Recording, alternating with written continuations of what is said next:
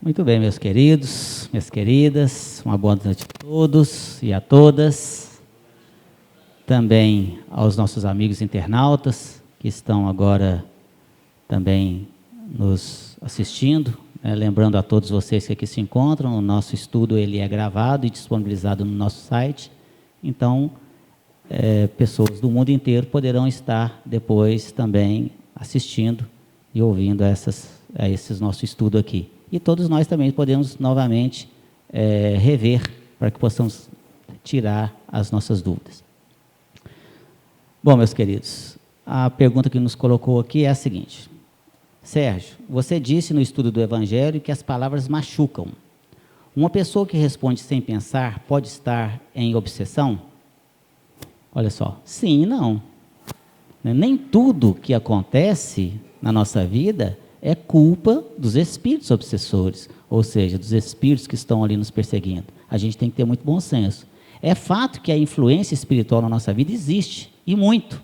Resta aqui uma questão muito conhecida no meio espírita, a questão de número 459, do Livro dos Espíritos, quando Kardec pergunta para os espíritos superiores, os espíritos podem influenciar as nossas vidas. E os espíritos respondem, muito mais do que imagineis, pois que de ordinário é eles que vos dirigem. Olha só. Então, temos sim, estamos constantemente rodeados de espíritos, de todas as naturezas, desde os nossos bons amigos espirituais, mas também de entidades não muito felizes, muitos espíritos que às vezes querem nos perseguir, pelos erros que cometemos nas nossas existências anteriores, nas nossas reencarnações pretéritas, e que agora às vezes nos encontram com o objetivo ali de se vingar muitas vezes. E começa dentro do nosso próprio lar, querendo destruir a nossa família, porque vai ver que no passado, vai ver o que nós fizemos com aquele espírito, vai saber o que foi feito. Às vezes destruímos o lar daquela pessoa, e agora vem num processo de vingança. Isso é muito comum, muito mais do que a gente imagina. Mas é muito importante a gente ressaltar, meus queridos, que isso só acontece quando nós baixamos a nossa guarda. Porque senão nós seríamos extremamente aqui vulneráveis assim também, não é? E não é assim. Deus não seria justo nos colocarmos de uma forma em que essas entidades poderiam fazer de nós o que bem quisessem, sem nós termos a nossa proteção. E temos sim os nossos amigos espirituais, em especial o nosso espírito protetor, denominado de anjo da guarda, que está sempre atento às nossas necessidades, nos intuindo também sempre no caminho do bem. Da mesma forma como tem aqueles que querem nos desvirtuar, tem aqueles que querem nos ajudar. Resta nós saber quem que nós vamos dar ouvidos. Então, quando acontecer essas situações, às vezes, porque realmente as palavras machucam mesmo, as palavras malditas, não é? Quando você fala uma coisa que magoa as pessoas, ali, e a palavra ela não tem como voltar atrás. A palavra é como uma pedra que você atira numa vidraça, e aí, no meio do caminho, você se arrepende. Mas aí já não tem jeito mais. Porque você já falou, aí vai quebrar. E aí tem que consertar. Mas nem sempre o conserto fica bom. Porque nós temos uma dificuldade muito grande de perdoar as pessoas ainda. A gente guarda muita mágoa ainda das pessoas, daquilo que às vezes nos falam, daquilo que às vezes nos fazem. Então, antes de falar alguma coisa, vamos pensar, vamos fazer como o nosso querido e saudoso Chico Xavier nos fala, vamos tomar a água da paz. A água da paz, para quem aqui não sabe, é quando você estiver nervoso ou nervosa, você pega uma água frutificada e faz assim, ó.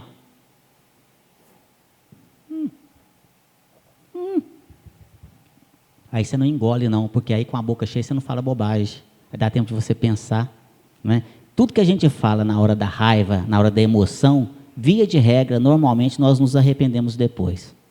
Mas aí já é tarde. Aí resta pedir o perdão. Mas como somos também extremamente orgulhosos, eu também não vou pedir perdão não. Também falei, já está falado. Também falei porque mereceu. Fez o que falou que não queria, agora escutou também, Então, pronto. Aí começa uma desculpa para nós mesmos, para amenizar a nossa consciência. E o outro fica magoado de lá, nós ficamos aqui ressentidos lá de cá, e às vezes acabamos ainda sendo aí presas fáceis para esses espíritos ardilosos que às vezes aproveitam dessa oportunidade. Então vamos contar até 10, até 100, até 1000 se necessário for antes de falar. E porventura, aquele que houver ou tiver escutado aquilo que não te agradou, releve, Perdoe. Coloque, como Jesus nos ensinou, perdoa, Pai, eles não sabem o que faz.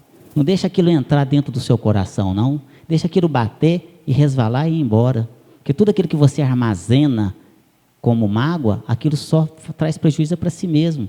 Você prejudica os seus órgãos físicos, seu coração, seu fígado, seu pulmão, não é? Raiva. Já escutaram aquela expressão, tá amarelo de raiva, é o fígado. E aí você vai se envenenando também. Então, releve essas coisas, vamos aprender também a perdoar. Isso é que é importante. É isso, Alexandre. Muito bom. Boa noite a todos. A pergunta que nos coube é a seguinte: entre as 10 leis do Livro dos Espíritos, nos afirma os Espíritos a Kardec que a última lei é a mais importante. Por que esta diferença? Bom, a pessoa está falando aqui lá do Livro dos Espíritos, do capítulo 3º, perdão, do livro 3º, que são as chamadas leis divinas ou leis morais, que são 10 leis. Mas essas leis, elas são didáticas, né?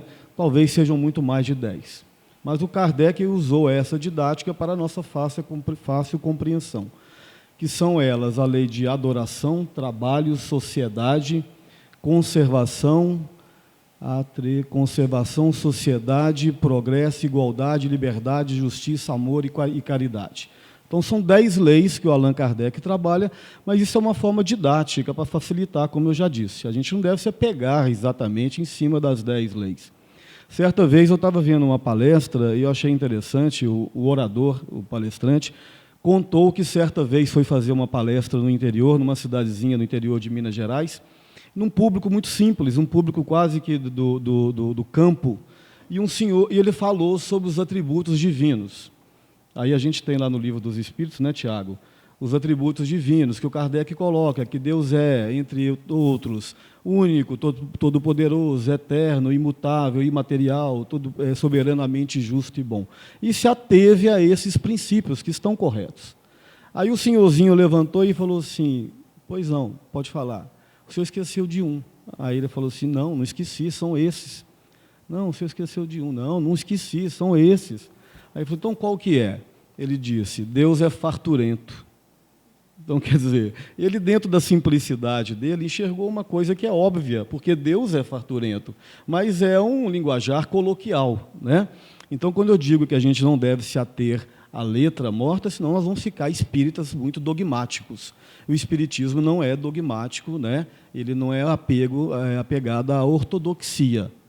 Por isso que a gente tem que ter critérios e análises críticas para poder estudarmos e observarmos as leis, o Livro dos Espíritos e as obras básicas de modo geral. Então, vejamos, ele pergunta aqui à pessoa por que essa lei, a última, é mais importante. Todas as leis são importantes. Então, vejamos, a lei de adoração, né, adoração no sentido, Mário, não no sentido piegas, né, mas no sentido natural da evolução do homem. O homem, por natureza, ele tem Deus dentro de si. Então, à medida que ele vai evoluindo, principalmente espiritualmente, ele vai adorando a Deus no sentido, né, da comunhão divina, da comunhão dos princípios divinos. A lei do trabalho, porque o trabalho é uma dinâmica natural da evolução. Ninguém evolui se não for através do trabalho. A lei de sociedade, porque ninguém vive a não ser em sociedade. Se nós nos abdicarmos da nossa evolução e falar assim, como a gente ouve comumente: eu não aguento mais viver com as pessoas, eu prefiro viver com os animais, né? Vou morar na roça. Tudo bem, só que vai estar perdendo uma grande oportunidade de evoluir, porque a evolução se dá na relação coletiva, senão nós não encarnaríamos através de uma mãe e de um pai. Então, a lei de sociedade é a lei que nos promove o contato com o próximo e, evidentemente, a nossa própria evolução. A lei de conservação, porque nós temos o instinto natural de conservação, que vem desde o reino animal. Conservação, sociedade, de destruição. A destruição também é uma lei da natureza, mas não a destruição do espírito, mas a destruição da matéria, porque a matéria se recicla, não é verdade? Mas a destruição também tem uma outra conotação, a destruição das nossas mazelas íntimas. A lei de igualdade, no sentido que todos somos iguais perante a Deus e ao Criador, e temos todas as mesmas oportunidades. porque, na verdade, somos todos diferentes. Isso que é bonito, né? A diferença dentro do processo da igualdade. A lei de liberdade, que todo homem é livre, todo espírito é livre por si só, mas essa liberdade ela é conquistada também dentro do processo do conhecimento e da evolução. E, finalmente, a lei de justiça, amor e caridade. Essa lei, ela vem por último, os espíritos colocam que é a lei mais importante, porque, de fato, é a lei mais importante, porque o amor é a plenitude dos sentimentos, é a excelência dos sentimentos. Mas, para a gente adquirir essa excelência dos sentimentos, é através do exercício. E como não dá tempo de fazer isso em uma única encarnação, nós precisamos dos processos múltiplos de reencarnação. Então, o amor é uma conquista evolutiva, multissecular e multimilenar. Aí, quando o homem adquire o amor pleno, né, como Francisco de Assis já o adquiriu, quando ele dizia, né, Deus Sol, ele amava a pedra, amava as plantas, amava os animais, amava o próximo verdadeiramente, né? Como Jesus também disse, eu e o Pai somos um só, tal a plenitude do amor do Cristo com o Criador. Então, quando nós chegarmos a essa condição de amor, todas essas outras leis ficarão automaticamente em segundo plano. Vocês concordam? Porque a lei suprema é a lei do amor. Então, se nós ainda não conseguimos amar na plenitude, nós estamos nos exercitando para nos amarmos. Dentro dos centros espíritas, por exemplo, nossa relação afetiva do casal, na relação familiar. Então, nós estamos exercitando. Tem uma questão no Livro dos Espíritos, não me lembro qual é, se vocês se lembrarem, vocês me digam, quando Kardec pergunta se existe o verdadeiro amor sobre a Terra. E os espíritos dizem a ele que não. Mas o amor que mais se aproxima deste amor verdadeiro é o amor de uma mãe para o seu filho. E é verdade, né? Quem é mãe aí sabe que é um amor que transcende muitas vezes a barreira de tudo que seja normal. Então é isso. Muito boa noite a todos. Vocês já sentiram a responsabilidade aqui hoje, né? Eu estou até meio intimidado aqui. Sou psicóloga. Como posso ajudar aqueles pacientes que atendo e percebo que são questões além de psicológicas, espirituais? Então, a pessoa está atendendo e ela percebe que o paciente dela tem algumas questões que vão além do aqui, né? Do terra a terra. Ela percebe que tem algo mais, tem algum tipo de obsessão, alguma coisa nesse sentido. Bem, se essa psicóloga, ela tem, digamos, o que o Espiritismo tem para nos oferecer de leis morais, o que o Espiritismo tem para nos ensinar sobre imortalidade da alma, sobre o que o Espiritismo tem para nos ensinar sobre como que se processa, né, uma obsessão, que é essa questão de que uma pessoa só é influenciada, ela só é influenciada se ela abre o campo para ser influenciada. É até uma questão que foi falado aqui na semana passada, o Marcos Leão ele foi enfático nisso, né? Perguntaram para ele questão de feitiço. Feitiço existe? Feitiço existe. Né? Mas só existe para aquele que se deixa, ou aquele que se abre para ser influenciado por aquilo. Então, ou seja, nós, né, como o Sérgio acabou de dizer, né, os espíritos influenciam a nossa vida muito mais do que a gente imagina. Então, eles nos influenciam a todo momento. A todo momento nós estamos sendo influenciados. Uma decisão que a gente vai tomar, né, qualquer coisa que a gente vai fazer, tem ali algum tipo de espírito que vai te influenciar. A questão toda é de sintonia. Então, uma pessoa que está dentro de um consultório e ela está fazendo uma análise, ela está passando por um processo de autoconhecimento. Essa pessoa ela é influenciada? Completamente. Assim como o psicólogo também é influenciado, assim como todos nós aqui estamos sendo influenciados. Então, se o psicólogo, às vezes, se ater em analisar a psique, né, a psique daquela pessoa naquele exato momento, ela não tem muito que se preocupar com o lado espiritual, porque a psique dela, naquele momento, ela está refletindo o estado dela naquele momento. Né? Uma das questões, por que a gente fala que o passado está no passado e por que a gente não tem que ficar revirando o passado? Porque nesse exato momento, como vocês se encontram, nesse exato momento, é a síntese de tudo que vocês já viveram para trás.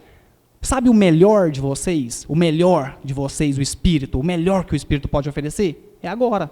é o momento presente. Então, esse momento agora, tudo aquilo que você apresenta é o melhor que você pode oferecer. É a sua soma de tudo que você angariou, né, tudo aquilo que você conquistou para trás. Então, se a psicóloga consegue analisar a psique daquele espírito naquele momento, né, aqui falando de espírito, mas ela está lá analisando a pessoa encarnada, não está falando nada de espiritualidade. Ela está analisando ele. Ele pode estar sendo influenciado, mas está sendo influenciado porque deixa, pela sintonia. Então, como que a psicóloga pode agir? Normalmente, fazendo a análise, se ela tiver esse conhecimento da espiritualidade, automaticamente, né, normalmente, ela já vai colocar isso na análise. Né? O Emmanuel falava assim para o Chico, se todo médico, né, toda pessoa que atende o outro, se ele fizesse uma prece, se ele pedisse auxílio para o seu anjo guardião, se ele pedisse auxílio para algum espírito, no exato momento que ele fosse trabalhar, nossa, a gente teria uma potencialidade que seria trabalhada, que os humanos, né, nós, o encarnado, iria alavancar assim, 100%. Ou seja, porque ali tem espíritos para influenciar. Então, o psicólogo vai ter algum espírito que se afiniza com ele, que vai estar ali para auxiliar ele, para dar alguns insights. O insight, o que é o insight, né? Freudianamente falando? É uma coisa que surge na pessoa, né, que ela já tinha isso como conhecimento, e surgiu. Ela não estava pensando naquilo, de repente é uma ideia que veio. Então, o psicólogo que está analisando, se ele estiver atento para isso, se ele pedir o auxílio da espiritualidade naquele momento, ele vai ter esse insight, porque a espiritualidade vai ajudar ele. Então, vai ser uma forma dele acertar, né, mais, ou fazer uma análise mais acertada para aquele paciente. Se esse psicólogo analisar que realmente é um caso de obsessão, vamos supor que ele estuda isso e ele sabe identificar, e ele viu que é uma obsessão mesmo, que está indo para um estado já de subjugação, né, que o espírito já passa a querer ali tomar conta mesmo dos atos da pessoa, sutilmente, né, é lógico, e ele vai ter que ter muito tato para isso. Ele pode falar de uma questão espiritual dentro de um consultório, dentro de um setting? Pode. Né? Aí vai ser a questão dele com a ética dele. Né?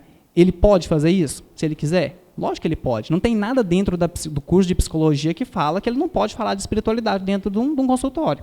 Então, se ele quiser comentar, fazer uma sugestão para o paciente, né, perfeitamente, só que sutil. Né? Porque a psicologia, gente, a psiquiatria, né, elas são duas áreas que são sensíveis, são as áreas que mais trabalham com o que de espiritual nós temos, né, trabalham com a mente. Se você chegar para um cientista hoje e perguntar para ele o que é mente, nossa, a gente tem muitas teorias. Ninguém sabe definir exatamente o que é mente, porque não tem nada específico dentro do corpo humano que fala, não, ali está a mente. E o psicólogo e o psiquiatra, ele trabalha com a mente. Né? Eles falavam assim, né, eles têm uma brincadeira que fala assim, o Freud chamou de psique só para ficar chique, né? Porque na verdade é tudo alma. Se você for pegar a etiologia da palavra psique, é alma, está lá. Freud trabalhava isso. Né? Só que eles, lógico, tentou trazer isso mais para o físico possível. Mas a pessoa, então, né, o psicólogo, se ele consegue analisar isso, ele pode sugerir, sutilmente. Né? Vai depender dele com a ética dele. Mas ele pode fazer. Entra no consultório, faz uma prece. Pede o seu anjo guardião para lhe auxiliar, para lhe dar esse insight, que você vai ter essa ajuda, e se ele identificar isso, ele pode conversar ali abertamente com o seu paciente, né, de uma forma que não fira também os conceitos que aquela pessoa tem de vida. Né? Interessante, né, Tiago? Até para agregar, o tanto que isso é importante. A medicina hoje, terrena, ela tem evoluído tanto nesse sentido. Hoje nós temos aí a OMS, a Organização Mundial de Saúde, ela já acata na CID-10 as doenças espirituais. Né? O processo evolutivo da medicina está nesse sentido também, já entendendo que a influência espiritual na nossa vida ela é muito forte, atacando inclusive as questões no corpo físico, no nosso corpo somático, né? Que vai desde dos órgãos internos, quanto também a questão do cérebro, da nossa mente.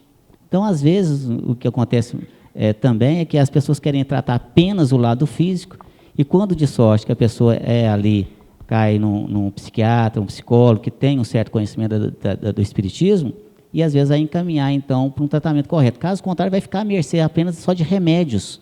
E aí remédio, e a coisa não funciona. porque a cura não está apenas no plano físico, no corpo físico, ela transcende a isso, né? Mas hoje, em várias universidades do país, o médico, para formar em medicina, ele tem que estudar espiritismo. Olha só, é matéria de grade curricular para o médico. Então, a medicina hoje, ela já compreende que o processo espiritual ali, ele já está de tal forma enraizado, né, nas questões também que influenciam a questão física, que hoje você tem que fazer os dois tratamentos. Nós não estamos querendo dizer aqui que o psiquiatra, o psicólogo, o psicanalista não são necessários. São sim, nós temos um corpo físico. E nós não podemos simplesmente deixar e abandonar a questão medicamentosa, não. Mas nós temos que ter o bom senso de buscar a ajuda aonde é o correto, né, Tiago? Você citou aí, só para complementar, porque é mais para o lado da psiquiatria, né? Mas o psicólogo também ele pode saber disso. Lá no CID-10, né, quem sabe o que é, o Código Internacional de Doenças, né, tem o ponto F44.3. Né, se alguém tem esse acesso, depois só ir lá e dar uma conferida. F44.3, o que diz do CID-10? A letra F é tudo aquilo que fala de problemas psiquiátricos. Fala que o psiquiatra ele tem que saber definir uma possessão, de quando é uma possessão de cultura, de culto religioso, ou quando é já um problema psíquico do paciente. Então, o paciente chega falando que está sendo influenciado por espírito, alguma coisa nesse sentido, o psiquiatra ele tem que saber diferenciar isso. Está lá no F44.3. Não tem que só tratar, não é obsessão, é dissociação mental, algo nesse sentido. Não, ele tem que saber definir. E muitas vezes tem que respeitar isso como sendo da cultura do paciente. Né? E vai só tratar ali, se estiver incomodando ele nas suas atividades diárias, mas não vai tratar de uma forma como se fosse uma dissociação mental, porque ele tem que saber diferenciar isso. A pergunta que nos chega aqui é: as pessoas que suicidam são auxiliadas logo após o ato? Olha só, meus queridos. Cada caso é um caso. Não existe suicídio igual. Né? Então, nenhum suicídio é tratado de forma igual. Todos são amparados, porque Deus jamais desampara seus filhos. Mas tudo tem o seu tempo, a sua hora. O que nós podemos aqui afirmar para vocês é que o suicida, ele realmente sofre. E sofre muito. Nós não podemos aqui abrandar aqui essas nossas respostas em função de que o tema realmente é muito complexo. Nós vamos, inclusive, estar falando sobre esse tema agora, dia 8 de abril, aqui nesta casa, o suicídio e suas consequências. É um pedido que vem de muito tempo já, da nossa querida Ivone do Amaral Pereira, que sempre tem se manifestado nas nossas reuniões, extremamente preocupada. A equipe espiritual, né, o plano espiritual tem se preocupado muito com o alto índice de suicídios que tem ocorrido no planeta Terra. E isso tem gerado um transtorno, vamos dizer assim nessa palavra, muito grande no plano espiritual, porque é um sofrimento muito grande. A pessoa que suicida, esperando ali acabar com seus problemas, é um ledo engano, porque muito, ao contrário, ela vai estar arrumando um muito pior para si. O sofrimento aqui, para nós, é inimaginável. Eu não tenho aqui condições, meus queridos, de falar para vocês aqui, em palavras, o sinônimo de um sofrimento de um suicida, porque eu não conheço no nosso dicionário o que é o sofrimento de um suicida. Mas posso retratar para você aqui uma frase do nosso querido Antero de Quental. Antero de Quental foi um poeta português e ele suicidou-se. E quando, depois de longo tempo, ele teve condições de manifestar numa reunião mediúnica, isso está lá no livro O Martírio de um Suicida e também no livro O País da Luz. Vocês vão encontrar essa passagem lá. E Antero de Quental, então, disse assim, que os maiores martírios da terra são doces consolações se compararmos ao mais suave sofrimento de um suicida. Então, meus queridos, eu não sei aqui dizer para vocês o que é sofrimento de um suicida. Se a pior coisa, a pior desgraça na face da terra que você possa imaginar de ruim é uma doce consolação se compararmos ao mais suave sofrimento de um suicida, então eu não sei o que é um sofrimento de um suicida. Mas Maria de Nazaré, que coordena no plano espiritual toda essa equipe, os servos de Maria, que ajudam os suicidas, né? Todos são amparados. né? Ninguém é desamparado, meus queridos. Cada um no seu tempo, cada um na sua hora. Mas eu queria convidá-los, inclusive, para essa palestra, porque vocês possam estar ajudando as pessoas que, porventura, às vezes pensam em cometer esse ato insano, porque o sofrimento é muito grande e não resolve o problema de ninguém. Muito pelo contrário, dali a pouco também tem as sequelas, né, tanto o sofrimento no plano espiritual, quanto na próxima reencarnação vem com as sequelas. Isso a gente vai explicar também na próxima palestra. É isso, Alexandre.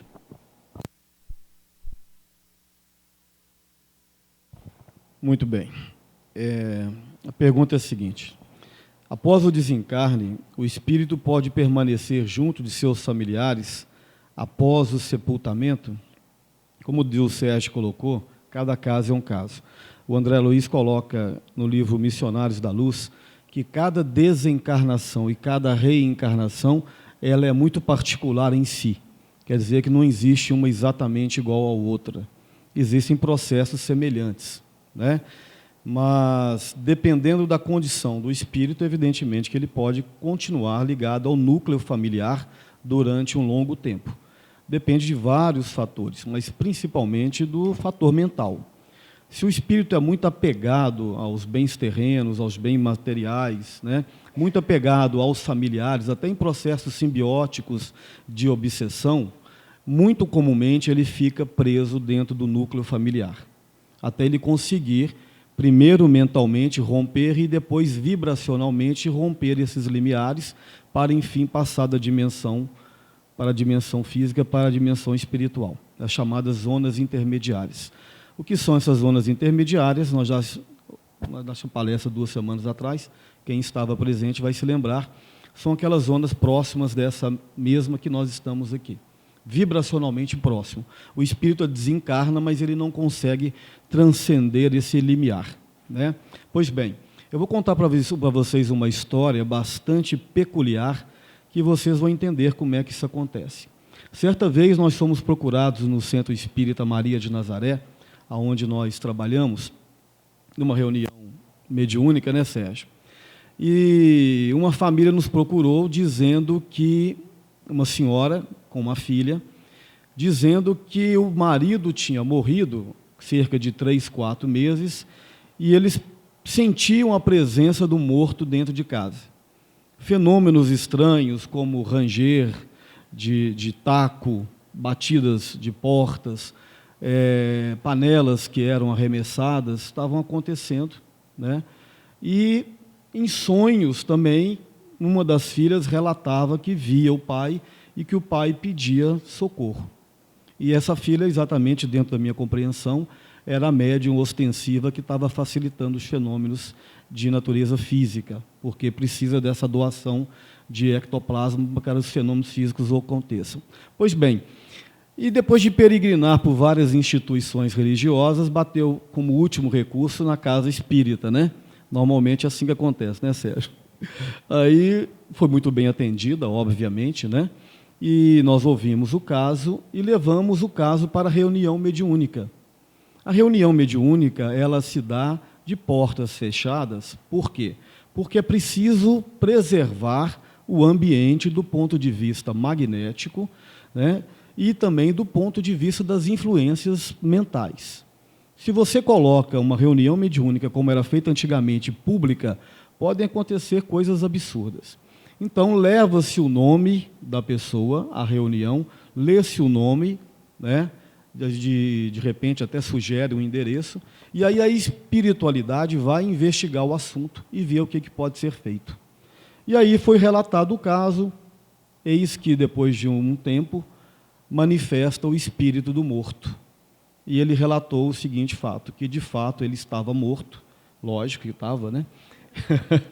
Ele se entendia como morto, é isso que eu quis dizer, porque às vezes muitos morrem e não percebem que morreram. Mas que ele não conseguia desvencilhar, né, daquele núcleo familiar, ele estava preso naquele ambiente familiar, porque, na verdade, era um processo simbiótico. As filhas e a esposa o chamavam o tempo todo. Aí ele disse, olha, elas choram, elas me xingam, a minha mulher diz que me odeia, depois diz que me ama, diz que eu deixei dívidas para pagar, E o tempo todo falando de mim, então eu não consigo sair dali. E também não quero sair, porque eu me sinto responsável por elas. Né? Então é isso que acontece. Aí, então, nós fomos, depois a família nos procurou, nós relatamos o caso e sugerimos o quê? Orações, preces, mudança mental, como forma de libertar aquele espírito, para que ele finalmente pudesse fazer a transição. Acredito que aconteceu, deu tudo certo, porque nunca mais voltaram, né? Então é mais ou menos isso que acontece. Sabemos da grande evolução de Jesus. É possível que nos encontremos com ele no plano espiritual? Há relatos do encontro entre Jesus e Chico Xavier? Beleza, vamos lá. Sabemos da grande evolução de Jesus. Sabemos. Como que nós sabemos? Como que nós sabemos? Será que é porque nós só pegamos um livro que fala que ele era mais evoluído? Quando a gente pega Emmanuel, o Emmanuel fala assim, Jesus era o governador espiritual da Terra. Né? Mas nós, aqui, quando a gente pega alguma coisa para ler, o que caracteriza que um espírito é evoluído ou não? O que caracteriza um espírito ser superior ou não? A questão toda é, a gente precisa conhecer Jesus no sentido de pegar o Evangelho e ler, e saber o que ele fez, tentar entender o que ele fez lá, a mensagem de amor que ele veio trazer. A gente sabe da evolução dele. Então vamos lá. O que a gente sabe pela doutrina espírita? Emmanuel, né, no livro A Caminho da Luz, ele fala que há 4,5 bilhões de anos atrás, ou seja, quando a Terra foi preparada, né, para surgir a Terra, né, aquelas explosões ali, algumas supernovas vão surgindo, então a Terra surgiu há 4,5 bilhões de anos atrás. Segundo Emmanuel, Jesus já era o governador espiritual da Terra, foi ele que organizou isso, ele já era um espírito evoluído, puro, há 4,5 bilhões de anos atrás. Ou seja, ele fala que os mundos que Jesus evoluiu já não existiam mais nessa época. Não é porque ele fez a sua evolução, depois ele passou a ser o governador da Terra. Então, imaginem só, nesse livro, eles falam que Jesus, com uma outra pleiade de espíritos, reuniu 3 vezes aqui na Terra. A primeira vez que eles se reuniram, esses espíritos superiores, foram para organizar o surgimento da Terra. A segunda vez, foram para quando eles foram decidir a vinda de Jesus aqui, porque a gente precisava do exemplo dele. O ser humano, gente, a gente não sabe, vocês compreendem que a gente não sabe o que a gente tem que fazer? A gente trabalha, vive, sai, tem um pouquinho de prazer, beleza, mas a gente não sabe, a gente não tem um sentido.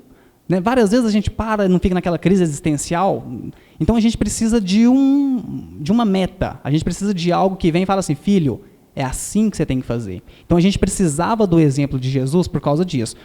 Né, há 2000 anos atrás, a Terra, os seres, né, que povoavam a Terra, já tinham uma maturidade para poder compreender a mensagem que ele veio passar. Então eles se reuniram pela segunda vez para definir se Jesus iria encarnar e trazer esse exemplo. Aí eu fico imaginando, Alexandre, Sérgio, uma reunião de espírito superior, que eles tinham que definir quem que iria ficar no lugar de Jesus como governador. Aí eu fico imaginando uma reunião dessa. Já pensou? Só espírito superior definindo. Não, eu fico no seu lugar.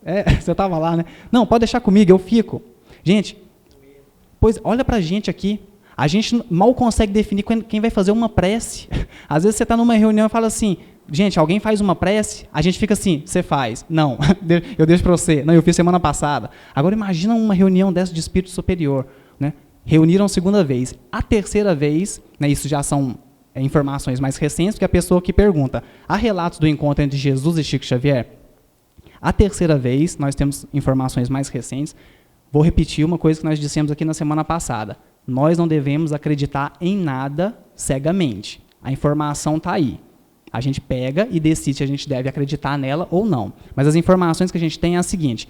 Eles reuniram, esses espíritos superiores reuniram novamente, justamente por causa desse período de transição que a Terra está passando agora, não é que eles marcaram, nós falamos disso semana passada, que vai até 2057 agora, então eles se reuniram, isso lá por volta de 1969, por quê? Em 1969? Porque foi quando o homem pisou na Lua, ou pelo menos foi o que simbolicamente ficou marcado quando o homem pisou na Lua, ou seja, o homem começou a invadir espaços extraterrestres. O homem começou a sair. Então surgiu uma preocupação na comunidade solar. Então eles fizeram uma terceira reunião Dizem que nessa terceira reunião o Chico Xavier participou. Eram 2 espíritos mais ligados aqui aos trabalhos da Terra, que era o Emmanuel e o Chico Xavier. Então temos essas informações. É verdade? Não é? Eu não sei. Nem acredito nem desacredito. A questão toda é a mensagem que isso vem trazer para a gente, né?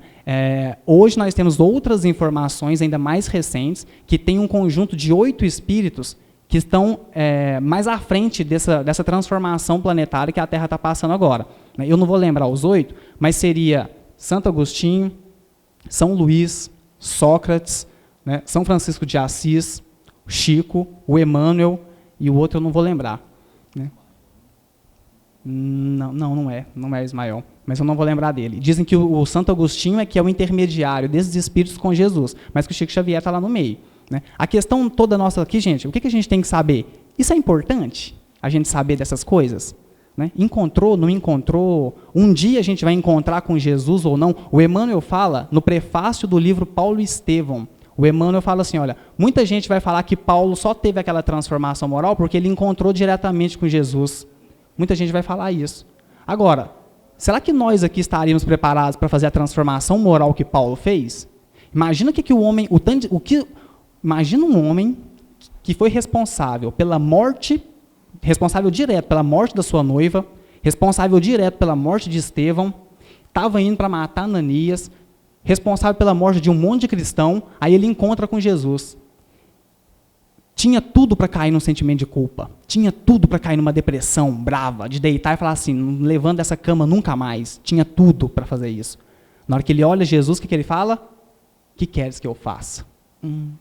Será que a gente aqui estava preparado para falar uma coisa dessa? O que queres que eu faça? Aí o Emmanuel, no prefácio do livro Paulo e Estevão, ele fala assim, todos nós temos o nosso encontro pessoal com Jesus. Não quer dizer que é o pessoal com o Espírito, gente. Nós estamos recebendo a mensagem dele. Hoje a gente recebe a mensagem de Jesus limpa para a gente através da doutrina espírita. Vai pegar Jesus no lar do Chico Xavier, vai pegar Boa Nova do Humberto Campos, né? Jesus no lar do Neio Lúcio, Boa Nova do Humberto de Campos. Tantas obras que nos falam de Jesus, então a gente entra em contato com a mensagem limpa dele. É isso que importa. Se a gente vai encontrar com o Espírito de Jesus, beleza, vamos fazer por onde então? Né, vamos começar agora. Olha, há 4,5 bilhões de anos atrás ele já era o governador espiritual. Aí eu pergunto para vocês, onde é que vocês estavam há 4,5 bilhões de anos atrás? Vocês sabem? Só que a pergunta principal não é essa, Sérgio. Sabe qual é a pergunta principal? Onde você vai querer estar daqui a 4,5 bilhões de anos? Você quer estar governando um planeta daqui a 4,5 bilhões? Você pode. Tem que começar agora. Vamos trabalhar. Muito bem. A pergunta que nos chega é, o que são espíritos afins? É o mesmo que Emmanuel disse sobre ele e Lívia? Olha só, espíritos afins, muitas vezes algumas pessoas colocam como almas gêmeas, né? Mas no contexto aqui, nós não vamos nem entrar nessa polêmica se existe ou não existe a alma gêmea, né? Tem uma facção espírita que acredita muito nisso, particularmente eu aqui entendo que almas afins são as pessoas que se gostam, que se amam, que têm uma afinidade muito grande entre si. Um exemplo, dentro do nosso círculo familiar tem aquelas pessoas que se dão muito bem, como também mesmo no círculo familiar tem aquelas que não se dão tão bem, são os desafetos. Aqui, por exemplo, eu tenho um carinho, uma amizade muito grande com meu amigo Alexandre. Eu já sei que não é desta reencarnação. Pelas nossas reuniões mediúnicas, pelos nossos contatos e tudo mais, o nosso relacionamento é de muito tempo atrás. Também... Não é minha namorada não, né? De jeito nenhum, né? Mas nós éramos ali parceiros para fazer muita coisa ruim, né? Esse é que é o maior problema. Mas o Tiago falou uma coisa interessante. O que você quer ser daqui 4 bilhões e meio? Eu não vou chegar lá na frente, não. O que eu quero nesta mesma reencarnação para mim? Né? Eu não quero fazer as mesmas coisas que eu fazia nas reencarnações passadas. Então, junto com os meus amigos, junto com os meus familiares, junto com os meus companheiros de doutrina, nosso objetivo aqui o que é? Crescer, evoluir, sempre. Esse é o objetivo maior. Então, a afinidade, ela existe entre aqueles espíritos que já têm um histórico de vivência anterior. Então, muitas vezes você olha para uma pessoa e diz, nossa, não fui com a cara daquela pessoa, né? Que pessoa antipática. Você nunca viu aquela pessoa na vida, às vezes, ali nesta reencarnação pelo menos, né? E você ainda costuma jogar a culpa no anjo da guarda, né? Meu anjo da guarda não bateu com o dele. Olha, você vê, ainda culpa o coitado do seu espírito protetor que está ali, fazendo de tudo para que vocês possam se aproximar, se reconciliar. Ao mesmo tempo também, quando você bate o olho numa pessoa, nossa, você sente uma atração muito grande ali, de uma afinidade, né? Ali de uma... de ser gostoso estar perto daquela pessoa. Então, isso são espíritos afins, já existem. E normalmente, dentro do nosso núcleo familiar, isso acontece muito. Nada acontece por acaso, meus queridos. Nós não estamos hoje, né, dentro do nosso círculo familiar, nós não estamos filhos e pais por acaso, não. Tudo tem uma razão de ser. Tudo foi muito bem planejado, né? Seja por nossa própria participação no processo, ou seja, pelos espíritos superiores ali que coordenam esses processos reencarnatórios. Mas hoje, meu filho não está meu filho por acaso. Eu não estou o pai dele por acaso. Existe ali um processo, existe um processo não dessa reencarnação, mas que já é de longa vida. Então é assim que funciona. Bom, nosso tempo está terminando. Eu vou dar uma adiantada aqui. Tem algumas perguntas aqui que são de fácil resposta. Uma delas diz assim: pode um mentor espiritual de uma pessoa ser ao mesmo tempo o obsessor desta pessoa? Obsessor do pai desta pessoa? Nunca, nunca, nunca. Mentor espiritual é sempre mentor espiritual. Obsessor é sempre obsessor. Ou seja, o mentor espiritual sempre está numa faixa, numa sintonia, num processo de evolução maior, né? Obsessão caracteriza-se ações levianas, ações primitivas. O Emmanuel define a obsessão como sendo o equilíbrio das forças inferiores que se retratam. Então, o obsessor é sempre caracterizado por ações inferiores.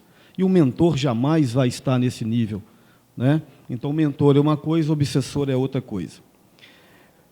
Quando uma pessoa costuma bocejar, dá licença, só 3 perguntinhas, a gente já mata.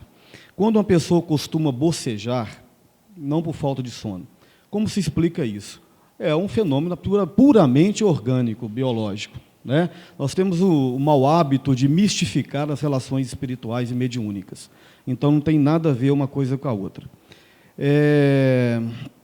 Cada pessoa, ao nascer, traz experiências de outras vidas. Mesmo que não acredite nisso, claro, ela pode ter as suas crenças, não acreditar na reencarnação, mas, evidentemente, que a reencarnação é uma lei da natureza, mesmo que a gente não acredite. É como a gravitação, né? Se você jogar uma coisa para cima, ela vai cair. E se você não acreditar, ela vai cair na sua cabeça do mesmo jeito. Então, a reencarnação é uma lei da natureza, acreditamos ou não nela. Então, independente se a pessoa acredita ou não, ela traz em si, no seu subconsciente, todo o seu substrato espiritual das suas experiências do pretérito. Ok? Eu vou responder essa aqui porque vai pegar carona na resposta anterior. Jesus é Deus no Espiritismo? A resposta foi dada na resposta anterior, né? O Emmanuel fala que os mundos que Jesus evoluiu já não existem mais. Então, ou seja, ele teve que fazer uma evolução. Gente, não existe favoritismo, na obra de Deus. Jesus foi criado simples e ignorante, assim como todos nós aqui fomos criados simples e ignorantes. Ele fez a sua evolução. É o que a gente está pelejando aqui para fazer. Jesus também passou por isso. Em algum momento, em algum local, em algum planeta, né, ele teve que fazer essa sua evolução. A gente confunde isso, né, ainda por influência do catolicismo, né, ainda por influência de algumas religiões que veem Jesus como Deus. Mas dentro do Espiritismo ele é um espírito, né, irmão nosso, irmão em humanidade, né, irmão em espiritualidade, que teve que fazer a sua evolução. E ele tem algumas falas que ele deixa isso claro, né? Filipe uma vez virou para Jesus e falou assim: mestre, mostra-nos o Pai. No Evangelho não está anotado, não, mas eu acho que Jesus deu nele um pesteleco na cabeça, porque mostra-nos o Pai. Jesus falou assim: Filipe, de onde você tirou isso? Né? Eu estou com você há tanto tempo já e até agora você não viu que ao me ver, você vê o Pai?